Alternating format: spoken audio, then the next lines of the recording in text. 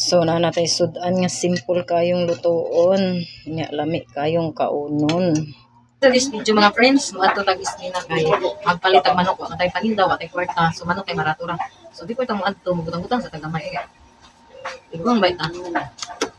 Di sa talos patalang na, di ko ta kanang over abot ka tanang na kung palit sa tagamay diri ang sa tag isnina para hindi sa pangtang igong nakita. Bitaw, ingan ala dyan. So tara ko yung kunin yung ato isnina magpalit tag. Palit na tag manok isnina mga guys, so muna atong manok usa ka kilo kapin. So ang kilo sa manok karon is 115. Dili ta mo aambot sa inyo ha. So mo siya sa kilo kapin, ang nabayaran na ni is 250 pesos. So ato ni siyang hiwaon, gato ni siyang lutoon og lami. Simple na luto pero lami. So ina ang tug hiwa, ana nga tanggal niya mga paa. So dako kay siya paa kay dako sa siya. So, kailangan sa nato diri tika side nga sa paa. So, na yun siyang gagmayon para dugay mahurot ba matipid kay mas barato ang manok kaysa isda. Ang isda pwede na mahal. Lagi ko natay taninda ni ani. Pag manok lang ta kay barato raman. Mga simple ra nga luto, mga ingredients nga naras sa kusina. So, di ba? Na. Kuma natong tanggal atong mga kuan. Pikaso na kusina. Para na sa unod na to ang wings. Naunsa na ito ang hiwa.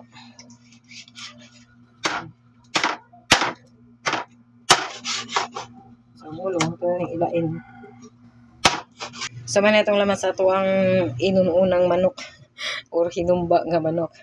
Manira na itong mga lamas bombay, ahos o paminta dahon, paminta liso, patis.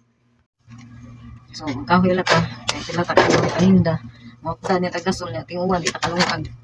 So, maghaling na lang tagay. So, nagdaan kaya naglungkag ko diri ganina. So, mga siyang nagkahit ka mo.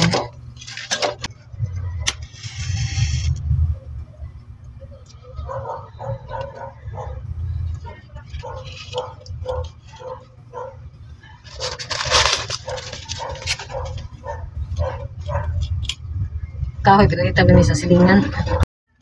So, muna ni itong manok, inunang manok bombay ahos, paminta dahon, paminta liso, niya ito lang itakang diri sa kahoy, kaya watay gasol, watay paninda lagi maggasol sa ta, ay magkahoy sa ta.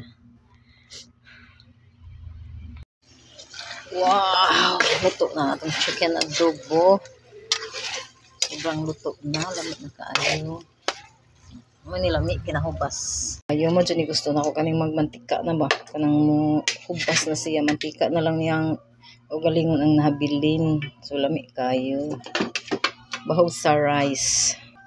Subscribe naman dyan. O gamayng likes. Thank you for watching.